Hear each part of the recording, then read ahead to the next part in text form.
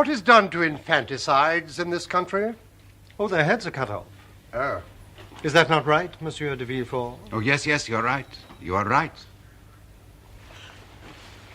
My dear, what's the matter with you? You've gone quite pale.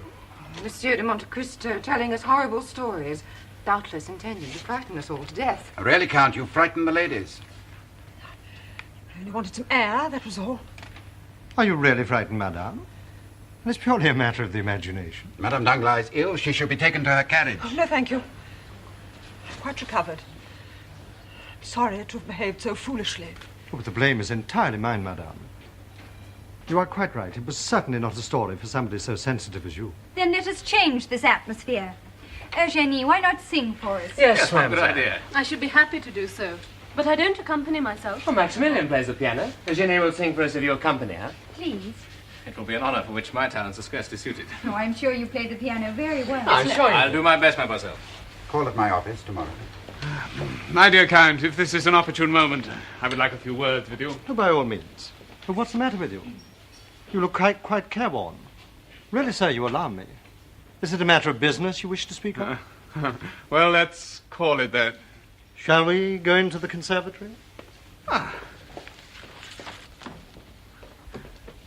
I rather expected to see the Morcerfs here tonight. Well, I had intended to invite them, but they're taking the waters of Vichy for a few days.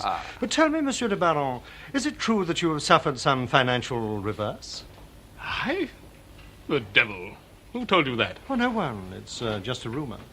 Do you want money? Do you wish me to lend you some? Oh, that's extremely civil of you. Very generous indeed. But I'm far from being in trouble. It's extraordinary how these rumors get about.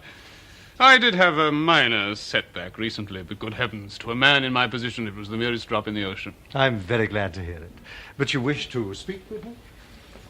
Well, while we're on the matter of business, tell me, what am I to do for Monsieur Cavalcanti? I'll give him money.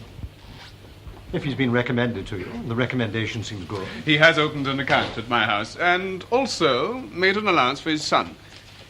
May I ask how much he's allowed the young man? 5,000 livres per month. I thought I was right in believing old Cavalcanti to be a stingy fellow. How can anyone expect a young man to exist on 5,000 a month? You understand that if the young man should want a few thousand more... Don't advance it. The father will never repay it. You don't know these multimillionaires. They're regular misers. Would you not trust the Cavalcanti? I? Oh, I'd advance him 6 million on his signature. Do you know, I should never have taken him for anything more than a mere major. The first time I set eyes on him, he appeared to me like a very old lieutenant. The young man is better. A little nervous, perhaps, but on the whole, tolerable. I believe these Italians of rank marry among themselves, do they not? They like to unite their fortunes. Yes, it is usual, most certainly. But Cavalcanti is an original. He does nothing like other people. You know, I believe that he's brought his son to France to choose a wife. Do you think so? Oh, I'm sure of it. Have you heard his fortune mentioned? Well, people talk of nothing else, only some say that he has millions and others that he hasn't got a farthing. Well, what is your opinion? I believe the good man to be very close. You do not flatter him? I scarcely know him. I've only met him 3 times in my entire life. Well, accept my thanks for the client you have sent me.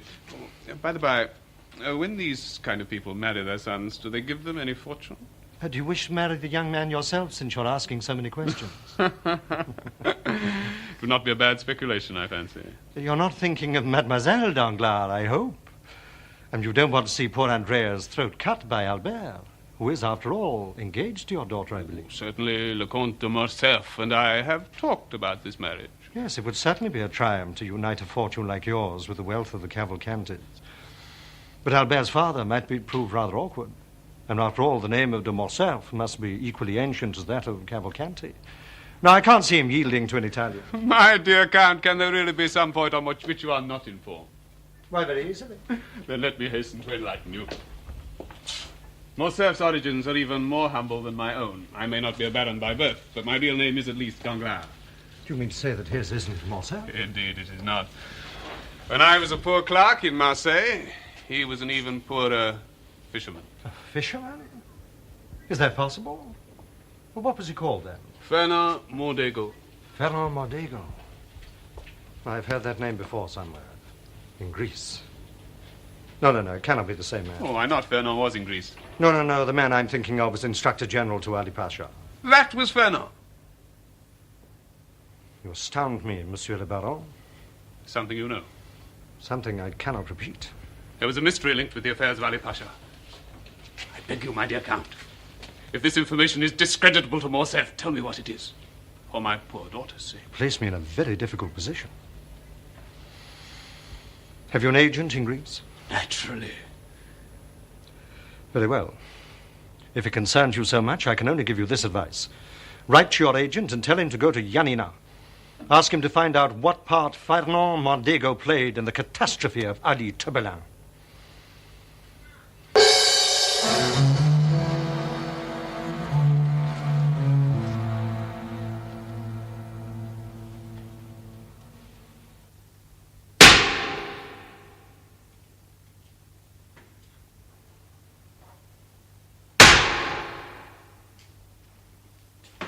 My dear Count, good morning.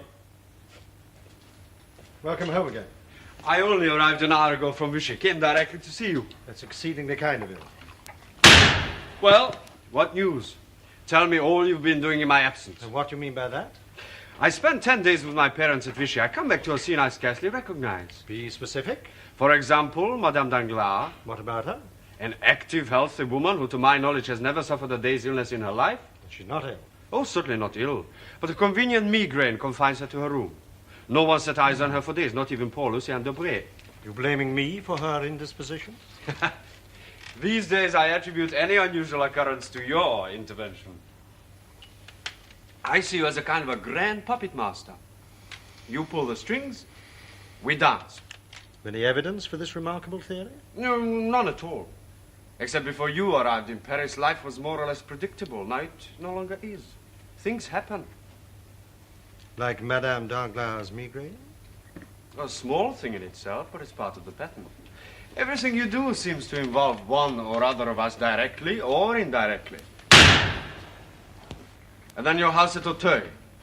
It was once the property of de Villefort's father-in-law. Somebody had to own it? Of course. And of all people, that somebody had to be poor old Saint-Mérin. Oh, never mind. You put it at the disposal of an Italian millionaire and his son. Hey, presto! My prospects of marrying the lovely Eugenie seem to vanish into thin air. Admittedly, I took no steps to prevent Mademoiselle Eugénie from meeting young Cavalcanti, but you seemed so little set on the union, I thought I was doing you a favor. So you were. To be married to Mademoiselle Danglars would have been dreadful. Albert, you are very difficult to please. So I am, for I wish for what is impossible. And what's that? To find such a wife as my father did. Your father was fortunate then? You know my opinion of my mother, Count. Just look at her, still so beautiful. What happened was pure chance. There's no such thing as chance. Of course it was chance that Monte Cristo bought the house in Auteuil. And chance that the gardener found... No, nothing was found. No skeleton. It must have been. I dug the grave. I was about to bury the body when the madman attacked and nearly killed me. 6 months later, when I recovered, you had gone. I dare not inquire after you. Then I heard that you had married Monsieur Danglars. The memory of that half-filled grave was always with me. I went secretly to Auteuil. Night after night I went there, armed with a lantern and spade, till at length I dug over the whole area of the garden. There was nothing there.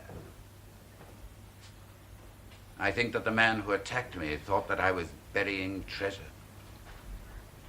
I don't understand you. Well, he would hardly have made off with the corpse of a newly born infant unless he wished to report it to the police.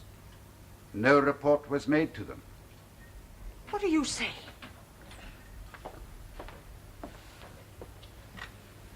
The child was perhaps alive, and it was saved by the assassin.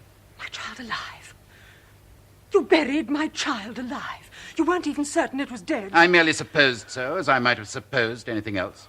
My child. My poor child. Madam, I beg you to listen. I have no proof that the child lives. I made, as you can imagine, the most painstaking inquiries without any result. But I believe that it does live. And if it does, it's not our guilty past, but the future which threatens to destroy us. Monte Cristo speaks in our presence of a disinterred child. Why? But what are you and I to Monte Cristo? I don't know, but I shall find out.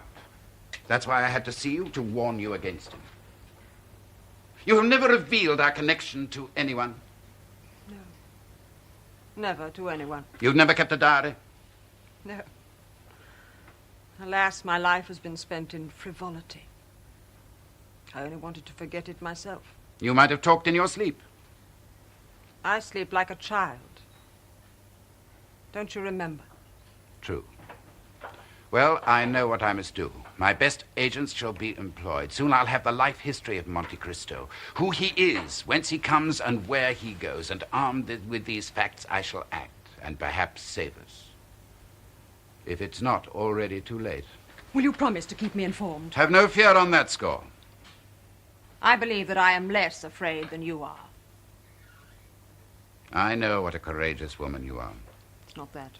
My life is of no importance. But you are a great name in the land. Your ruin would shake France, but I am a woman and a mother. And in all you've said to me, I can only find one single passionate response.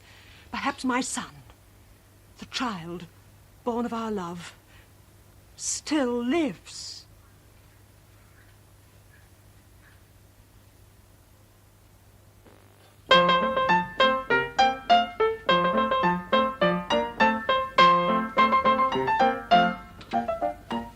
Bravo, bravo, bravo. Have you no regrets? Regrets? Oh, no. I feel free as air for the first time in months. Albert, your lack of gallantry is quite shocking. I'm honest, that's all, and Eugenie feels just as I do. She despises me for the frivolous fellow I am, just as I'm certain she despises our romantic Italian over there. The understanding between your two families still exists. Your father has yet to be informed. Have you not seen Valentine again? No. How could any man refuse to receive a splendid fellow like you because 20 years ago your father supported the little Corsican? I think it's scandalous. People have long memories, Albert. Why don't you ask Monte Cristo to do something about it? It is not a matter in which he could interfere. Not interfere. Use his genius for influencing events. I know his warm regard for you. And what about Valentine? She's head over heels in love with you. De Villefort has sworn to send her to a convent if she so much as mentions my name again. Well, I must be off. Where's Monsieur Danglars? I must leave before he returns. Haven't you noticed? He can scarcely endure my presence. To be candid, I cannot tolerate his. Goodbye, Eugenie. Arrivederci, signor Cavalcanti. My dear Count. Oh, my dear father-in-law, I was on the very point of departure. Then let me not detain you, Viscount. The warmth of your hospitality almost persuades me to stay, but not quite. Goodbye, Count. Goodbye, dear father-in-law. The young scoundrel. For my word, Count, have you ever heard such insolence? But then what can you expect? They say bad blood always shows itself in the end. I beg your pardon. I was saying, bad blood shows in the end. Her advice was excellent. Excellent. I shall never forget the service you have done me. Your service? Monsieur le Comte, I've just had news from Janina. The castle at Janina, which formed the protection of the town, was at the time under the command of a French officer, General Fernand Mondego. Mondego, in whom Ali Tebela reposed the greatest confidence, not only surrendered the castle to the enemy, but sold his benefactor to the Turks. For this act of treachery, the general received 2,000 crowns. Mondego is better known in France under his title Conde de Morcerf, and has a seat in the Chamber of Peers. Father! Well, this monstrous calumny, what does it mean? Exactly what it says. It is a monstrous calumny. But to what end? Why should anyone wish to vilify a man as great and honorable as you? Ask Beauchamp. It is printed in his newspaper. Beauchamp? Beauchamp is my friend. Indeed. You still so regard him? By God, he shall answer for us. Have you told Mother yet? No. Then I'll leave before you do so. She'll only seek to dissuade me. Thank you. Have no fear, Father. Beauchamp shall eat his words or die if he refuses. And you will refute this foul libel before the whole world. Before my fellow peers, at least. Yes, I shall manage that, all right. God go with you, my son.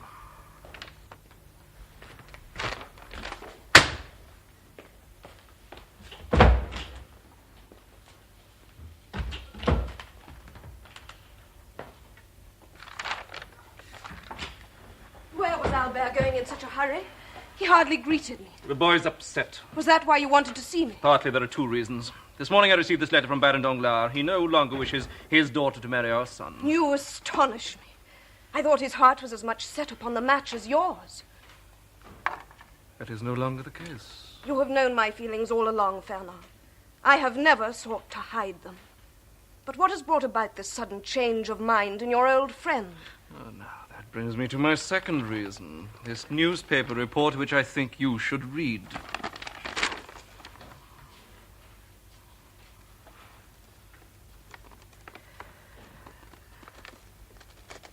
Very well, if you will not sit, you must stand. Be cool, my dear fellow. I am perfectly cool. And will you first hear me out? Naturally, since I'm here for your explanation. Very well. Listen carefully to what I have to say, for there is more to this affair than you may suppose. A month ago, Baron Danglars called at this office. Danglars? Yes. It was he who gave me the report which you read in my paper this morning. Never! I swear to you that he did. What did you do? I laughed in his face. I told him it was a malicious pack of lies, and that as the editor of a responsible paper, I would have nothing to do with it. Go on. He insisted that it was true, and told me flatly that if I didn't publish it, there were plenty of other papers that would be glad to do so. I was in a difficult position, Albert.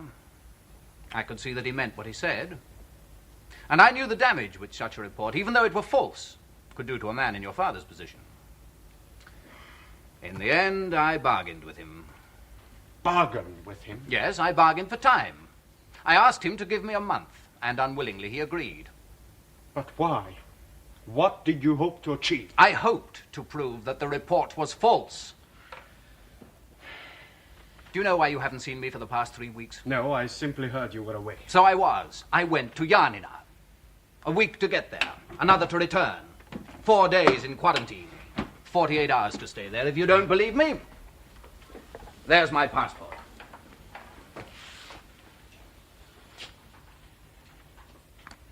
Go on. I'm sorry, Albert. The report is true. It's accurate in every detail. Liar!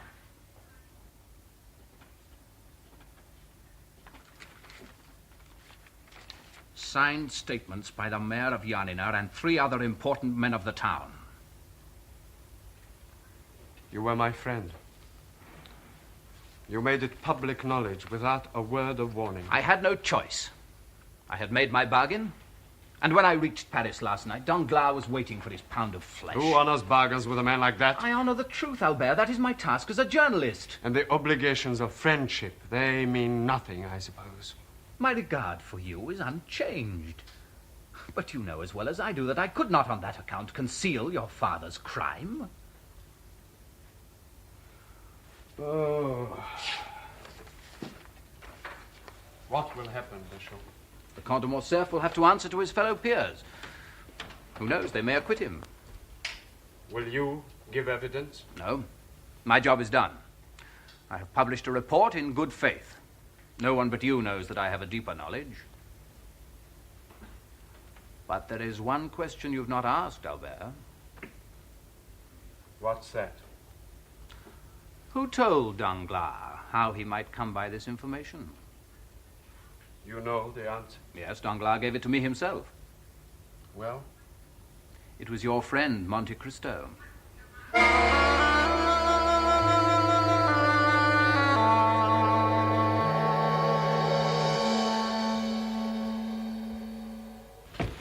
Yes, well, I was only down there a few minutes, monsieur. But I'm not an inspector. Oh, I see. It's not often I have visitors. Oh, you surprise me. I should have thought most people would have been interested in telegraphy. Maybe. There's not many interested in climbing all them steps. 450 odd. Yeah. It's quite a long way. Still, it's well worth it when you get up here. All the same, don't you find life rather tedious? Oh, I get used to it. And, of course, there's holidays sometimes. Holidays? When there's a fog. Oh, yes, I see. And what do you do on your holidays? Ah, well, there's my patch of garden down there at the foot of the tower. That's where I'm most happy. Hear me bit of garden. Of course, the soil's not much, very poor. Doesn't yield much. But then there's always something to do. Weeding, planting, pruning, killing insects, and dormice. Ooh, they're the worst of the lot. They eat half the fruit. Do you know that the ancient Romans used to eat dormice preserved in honey? The ancient Romans used to eat dormice, Yes. It was a great delicacy. Oh, I don't think I like that. How old are you? Oh, 55. How long have you been here? 15 years. How long do you have to serve before you get a pension? 25 years. And how much is the pension? 100 crowns. Poor humanity. What's that, monsieur? Do you understand all the signals you receive? Oh, no. They're in code. I just pass them on. But these signals here are addressed to you. Do you understand them? Ah, now these I do. They're all the same, see? Nothing new, nothing new. You have an hour, nothing new. That seems simple enough. Yeah. Isn't that your colleague over there signalling to you now? Ah, yes, monsieur. Thank you. What's he saying? He's asking me to be ready to receive. And what do you reply? Oh, the signal I'm sending him now, that's my left-hand correspondent, tells him that I'm ready, and the same signal warns my right-hand correspondent that he must be ready in turn. Well, I find that most ingenious. Yeah, you'll see. In a few minutes he'll speak. How much do you earn per year? 1,000 livres, monsieur. You can't live very well on that. I live badly, but I live. What happens if you miss a signal? I can't pass it on. If I can't pass it on, I get fined 100 livres for negligence. Happened to me once. Teaches you to be careful. Yes, I should think it does.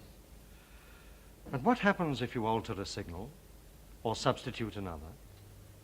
I'll get turned off and lose my pension. Now, why are you asking me all these things? Because that's what I want you to do. Do you know what these are? They're banknotes, sir. 25 notes of 1,000 livres each. Your entire income for 25 years. They're yours, my friend. Oh, but I can't. I can't. You mustn't tempt me, monsieur. Oh, but I must. Because in exchange, you're going to send this message for me.